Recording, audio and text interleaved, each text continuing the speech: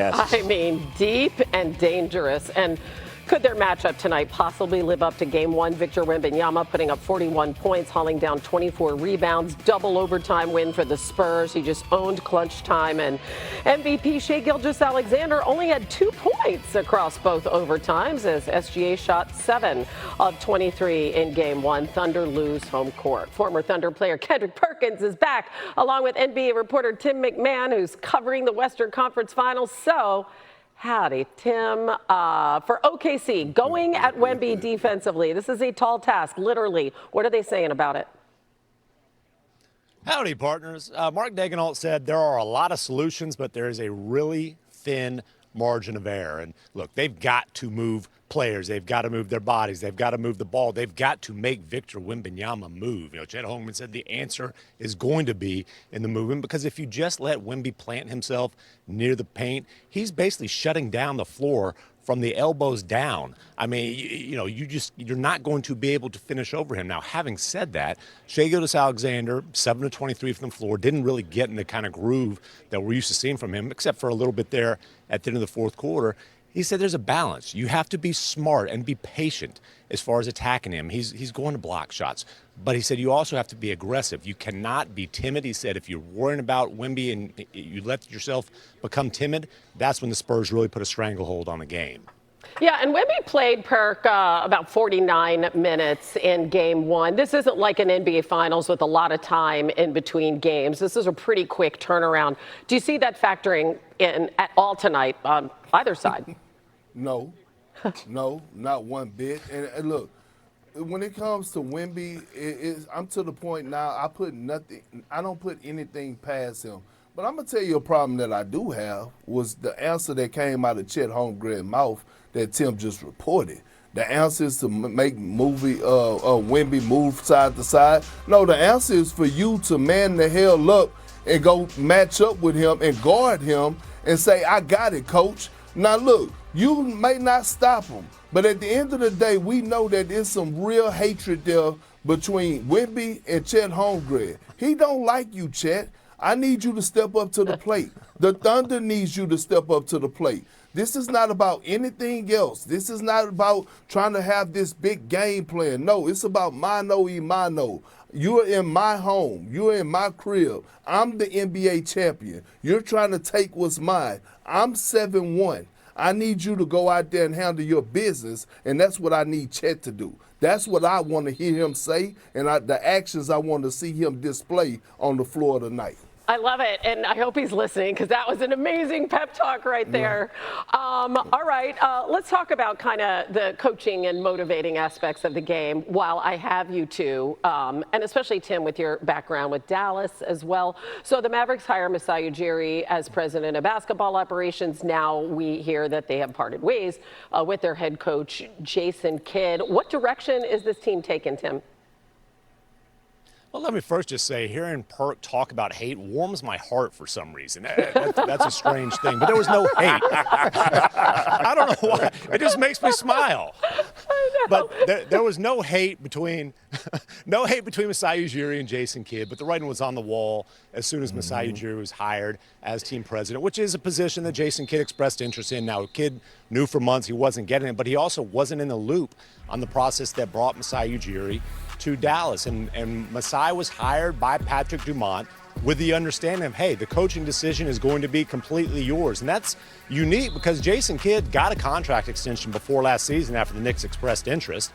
He had 4 years and more than $40 million remaining on his contract, but Masai Ujiri came to the conclusion that the Mavericks needed a clean slate, as he put it, so they're moving on from Jason Kidd. It'll be a comprehensive search. His track record is to hire young, promising, up-and-coming assistant coaches. The one thing he made clear is the coach has to be a long-term fit with a long-term view to build around a 19-year-old prodigy in Cooper Flagg. Well, look, you're right, though, Tim. The writing has been on the wall. To me, I feel like J. Kidd, even last year, I mean, he's been there physically, but mentally he's been checked out. Ever since they traded away Luka Doncic, J. Kidd has been wanting out of Dallas. And those rumors we were hearing about him wanting to be in New York, those rumors were true.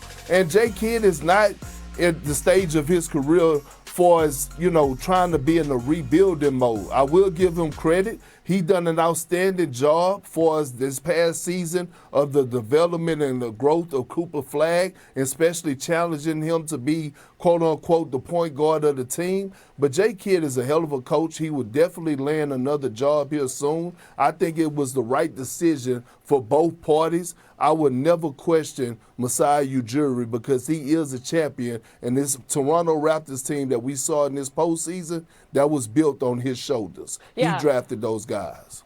Now he's got to really build a team around Cooper Flagg. They have the ninth pick in the draft, obviously, but you wonder what other moves they might be making this offseason. Bender in the fourth quarter in overtime per ESPN tracking. The Knicks went 7 for 13 against all other Cavs defenders. NBA analyst here to talk about his former teammate, Kendrick Perkins. On the offensive end, he went 5 for 16. He was 1 of 8 from three-point range. Listen, the Cavs traded for Harden. What did they get last night? Nothing. Absolutely nothing. Zero. And here we are again. Different series, same story. Once again, James Harden had more turnovers than he did made field goals, and he was a liability defensively. And I just don't understand why Kenny Atkinson doesn't make a sub. I heard his interview after the game, and he talked about Harden being his best defender, has been their best perimeter defender. Well, if Harden your best perimeter defender, then you're definitely not trying to win a championship. And the fact that Mike Brown came out publicly and said it's no secret we're attacking Harden, that is a problem in itself.